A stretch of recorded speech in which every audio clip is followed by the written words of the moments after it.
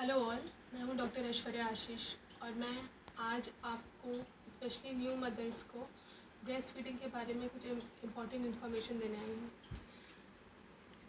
Specially इस समय में, इस लॉकडाउन के फेज़ में कई न्यू मदर्स हैं जो बहुत सारे चैलेंजेस फेस कर रही होंगी।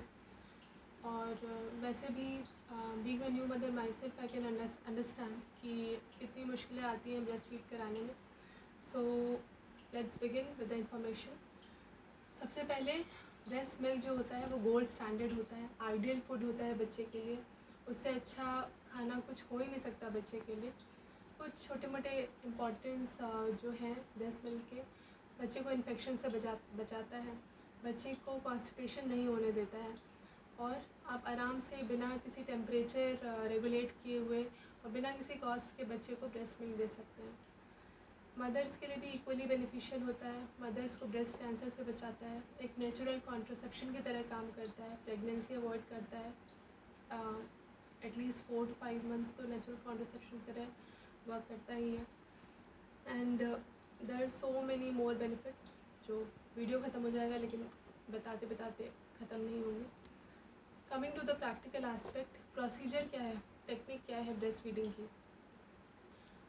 एक गुड लैच का मतलब बच्चे का माँ के ब्रेस्ट को ठीक तरीके से पकड़ना, वो बहुत ज़्यादा ज़रूरी होता है। अक्सर एक ठीक से लैच नहीं इस्टेब्लिश कर पाने की वजह से भी लैक्टेशन फेलियर हो जाता है। और इसके लिए एक वीडियो की लिंक मैं डिस्क्रिप्शन बॉक्स में डाल दूँगी, आप प्लीज़ उसको देखिएगा। पर्सनली भी इस वीडियो ने मुझे बहुत हेल्प की। कुछ छोटी मोटी इंपॉर्टेंट बातें वो ये हैं कि जब आप ब्रेस्ट फीड कराएं बच्चे को, तो एक सी शेप्ड होल्ड होना चाहिए ब्रेस्ट को। आपको एक सी शेप में पकड़ना चाहिए ब्रेस्ट को और बच्चे को ब्रेस्ट की तरफ लेके आना चाहिए। बच्चे का ईयर, शोल्डर और हिप एक लाइन में होना चाहिए। बच्चे का टमी माँ के टमी से टच में होना चाहिए। तो ये कुछ बेसिक बातें हैं जो जिनका ख्याल रखना है। बाकी वीडियो में काफ़ी डिटेल में टेक्निक समझाई गई है और वो बहुत ही बेनिफिशियल होगा। इसके अलावा ड्यूरेशन क्या होनी चाहिए दोनों साइड ब्रेस्ट पे। शुरुआत के 5 से 10 मिनट में ही बच्चा 90% ऑफ द मिल्क ले लेता है। और सपोज़ राइट साइड पे पहले बच्चे ने फीड किया, तो जब तक कि आपको लगता है कि ठीक से फीड कर नहीं लिया बच्चे ने, तब तक उसको दूसरे साइड पे नहीं शिफ्ट करना है। जब एक साइड अच्छे से फीड कर लिया, पहले फोर मिल्क आएगा जो पतला होता है, फिर हाइंड मिल्क आएगा आखिरी में जो जिसमें फ़ैट होता है और वो ज़्यादा सेटिस्फैक्शन देता है बच्चे को। वो होने के बाद फिर दूसरे ब्रेस्ट पे शिफ्ट करिए। एक अंदाज़ लग जाता है माँ को टाइम के साथ। और जब नेक्स्ट इस फ्रीक्वेंसी में जो नेक्स्ट टाइम आएगा उस पर जो लेफ़्ट साइड है उसमें पहले लैच कराइए और फिर अगर ज़रूरत लगती है तो फिर राइट साइड पे लैच कराइए। यूजुअली अगर आप इस तरह से बैलेंस करेंगे तो बच्चे को एडिक्वेट अमाउंट में मिल्क सप्लाई होती रहेगी। कभी कभी बच्चे एक साइड ब्रेस्ट प्रेफरेंस भी शो करते हैं, तो it is okay, there is nothing odd in it. आप आराम से, अगर किसी तरफ बच्चा ज़्यादा ब्रेस्ट प्रेफरेंस शो कर रहा है तो आप फीड करा सकते हैं।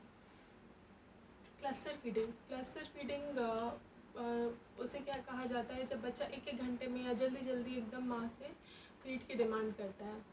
अगर बच्चा क्लस्टर फीड कर रहा है तो उसे करने दीजिए, there is nothing wrong in it. क्योंकि एक होता है लेट डाउन रिफ्लेक्स, जैसे ही बच्चा निपल आपका ब्रेस्ट सकिंग करेगा तो अपने आप बॉडी एक्टिवेट हो जाती है इस तरह से कि मिल्क सप्लाई बढ़ जाती है और धीमे धीमे बच्चे का जो ड्यूरेशन है फिर बैक टू नॉर्मल हो जाता है। जहाँ तक नाइट फीड्स की बात है, रात में भी बच्चे को मिल्क देना चाहिए। ज़बरदस्ती उठा के बच्चे को नींद से उठा के मिल्क देना रिकमेंडेड नहीं रहता है, क्योंकि बच्चे की नींद टूट जाती है। But still you can see कि बहुत ज़्यादा लंबा गैप भी ना हो, एटलीस्ट 3 to 4 आवर्स में एक बार बच्चे को फीड दे देना चाहिए। अब कुछ और accessories, coming to the accessories, market में बहुत कुछ अवेलेबल है जिससे कि ब्रेस्ट फीड कराना थोड़ा आसान हो जाता है। और उनमें से एक है नर्सिंग कवर्स। अगर आपके घर में कई लोग हैं और आपको इतनी प्राइवेसी नहीं मिल पा रही है तो आप नर्सिंग कवर ले सकते हैं या बना सकते हैं घर में और बच्चों को फीड करा सकते हैं। फिर आते हैं nursing undergarments. Nursing undergarments are a boon in disguise because इतना कंफर्टेबल हो जाता है बच्चे को फीड कराना। और फिर नर्सिंग पिलोज़ भी अवेलेबल होते हैं। क्या होता है कि लगातार बच्चे को एक पोजीशन में फीड कराने से आपका सिर नीचे की तरफ होता है, बच्चे की तरफ होता है, और इस तरह से आपका हाथ रहता है, तो हाथ में अक्सर मस्कुलर पेन्स काफ़ी आ जाते हैं बैक ऑफ द नेक में और हाथों में।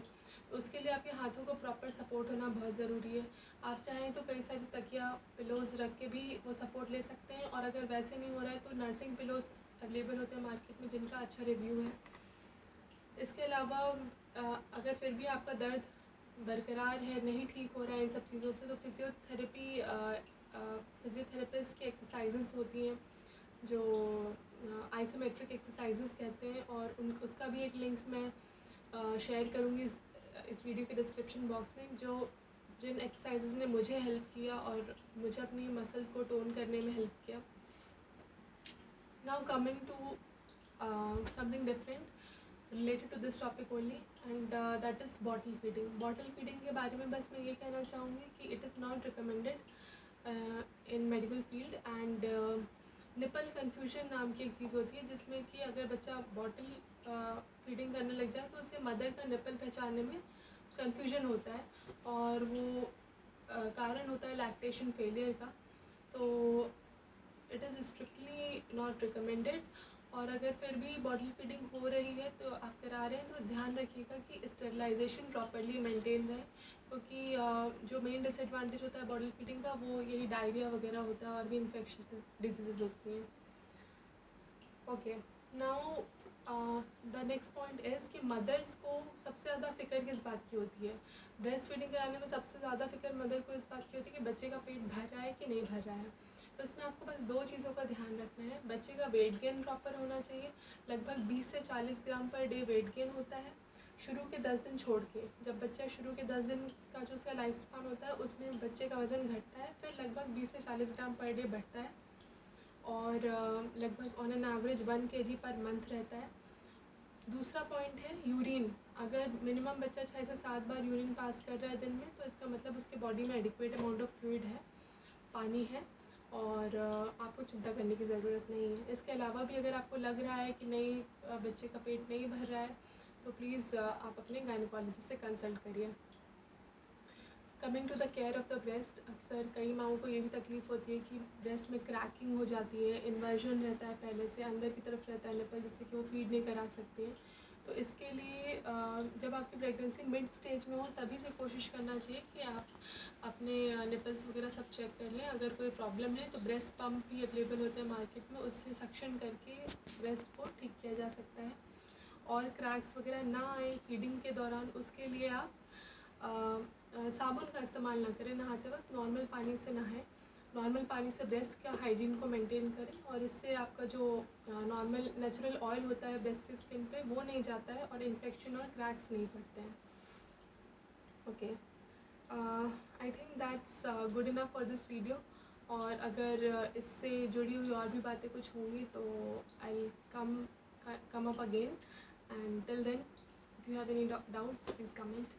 Thank you.